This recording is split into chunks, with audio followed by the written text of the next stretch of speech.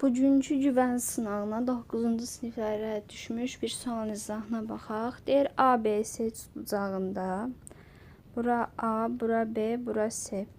BD-ni tam bölən verib. Baxın, bu tam böləndir. BD-ni tam bölən verib. AB 3K'dır.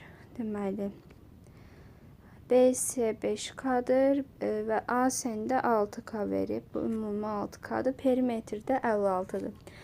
Yəni bunların ümumi cəmi 14K'nı bizə 56 veribsə K 4'dür. K 4'dürsə bu hissə 12'dir. 20 və bura ümumi olaraq 24'dür. Yəni bura x desək, burada 24 çıxar x olur. Tam bölənin xassəsinə əsasən 12'nin x-ə nisbəti 20'nin 24 çıx x-ə nisbətinə bərabər olmalıdır. 12'ni deməli biz 24'ə vursaq 288 edir. 288 çıxaq 12x bərabərdir 20x-ə. 288 də 32x-ə bərabərdir.